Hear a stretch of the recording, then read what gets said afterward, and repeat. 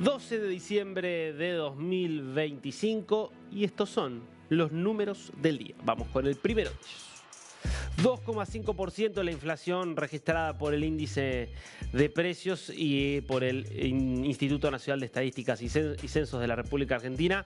Inflación para el mes de noviembre y una inflación interanual que llega al 31%, con proyecciones que hablan de un 30% para todo 2025, es decir, punta a punta, descontando la inflación que se asume se registrará en este mes en curso de diciembre. Vamos a ver los gráficos que nos muestran. Claro, una inflación totalmente desacelerada respecto del año pasado, del anterior. El año pasado Argentina cierra con cerca de 200% de inflación, con cerca de 150% de inflación. En 2023 había cerrado con más de 200% de inflación, entonces hablar de 30%, estás hablando prácticamente de una décima parte de la inflación que tenía la Argentina hace 2 años. Pero mirá qué interesantes estos datos. Desde mayo hasta noviembre se viene registrando un incremento sostenido del índice de precios mes a mes, derivado en parte de la inestabilidad con el dólar, derivado en parte de la inestabilidad que generó todo el proceso electoral, que fue muy disruptivo para la economía. Distintas razones. Obviamente, lo más difícil es lograr que esta inflación, que ya tiene muchísima inercia, vaya a niveles normales, a niveles de 2,5 anual. Esto obviamente lo miran con inquietud desde el Ministerio de Economía, con el compromiso además que había tomado el presidente Javier Milei de llegar a mediados del año que viene con una inflación tendiente al 0% mensual. Parece un objetivo muy ambicioso, veremos qué es lo que empieza a ocurrir a partir de enero del año que viene. Quiero que veamos rápido a la segunda gráfica, que también preocupa un poquitito, porque acá lo que vamos a ver es las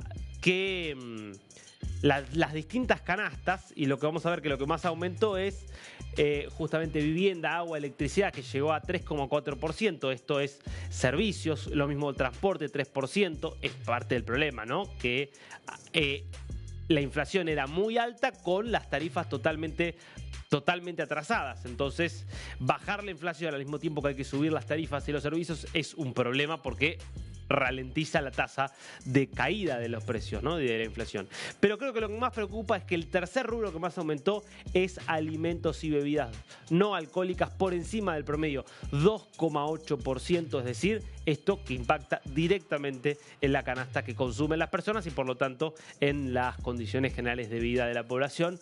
Bueno, gran desafío hacia adelante, ya despejado el panorama electoral para el gobierno, tener un 2026 que incluya baja de la inflación y crecimiento económico.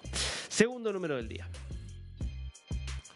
210.000 millones de euros la Unión Europea va a congelar esta cantidad de activos que son activos del Banco Central ruso, pero que están en territorio europeo, que están en Bélgica para ser más concreto, y van a quedar indefinidamente congelados. Una decisión que de alguna manera lo que genera es que le da cierto aliento a quienes plantean que los intereses devengados por estos activos puedan ser eventualmente utilizados para financiar, por ejemplo, las ayudas militares hacia Ucrania o la reconstrucción de Ucrania. Nadie discute que estos fondos no se pueden utilizar porque Rusia después podrá reclamarlos. Son fondos del Banco Central. Pero claro, como están en un banco, generan intereses y esos intereses tal vez se podrían usar. Eso es lo que están planteando desde hace ya mucho tiempo, muchos en Europa, otros no están de acuerdo. Es parte de lo que decía Trump de los líderes europeos. Hablan mucho, hacen poco. Hace más de un año que están hablando de esto y no logran ponerse de acuerdo en una acción. Por eso es tan ineficaz también toda la política europea hacia Ucrania. Nos metemos con las caras del día, las caras de este viernes, y la primera es la de Rosen Selyaskov. Estamos hablando del primer ministro de Bulgaria que tuvo que renunciar en medio de protestas contra el gobierno, manifestaciones muy fuertes que se venían registrando, sobre todo en Sofía. Mirá lo que son estas imágenes en la capital del país, que justamente se intensificaron luego de la muerte de un ciudadano búlgaro que estaba bajo custodia policial y eso generó muchos reclamos por violencia institucional en el marco también de manifestaciones contra la corrupción, contra la falta de rendición de cuenta también de las fuerzas de seguridad, y esto llevó a estas manifestaciones cada vez más importantes que llevaron al jefe de gobierno a decir: doy un paso al costado, presionado también por otros compañeros de su partido, para tratar de frenar esta crisis que amenaza a toda la clase política. Hay que decir que mientras se discute la formación de un nuevo gobierno en Bulgaria, con la posibilidad de una convocatoria anticipada a elecciones, hay que tener en cuenta que estamos hablando aquí de uno de los gobiernos con mayores niveles de inestabilidad de Europa, donde duran bastante poquito los primeros ministros y en este caso con muchas protestas en las últimas semanas.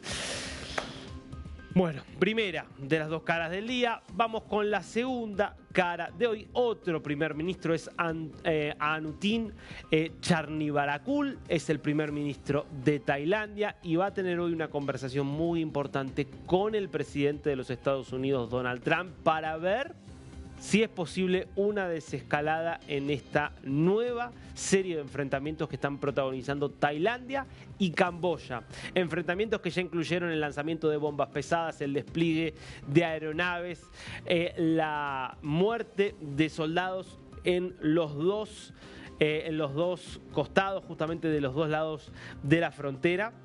Estas que son imágenes, por ejemplo, de el fuego cruzado desde tanques.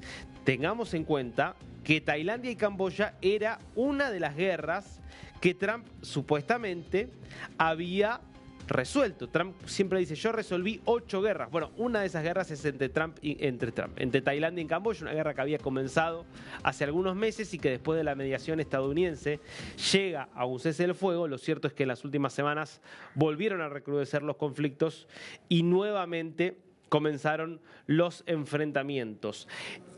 El eje es un eje territorial, esencialmente, territorial asociado a lo religioso. Hay un templo que es muy importante justamente para los camboyanos, y este templo está en un territorio rodeado está justamente en la frontera, una frontera que no está bien delimitada, problema que viene de la época colonial.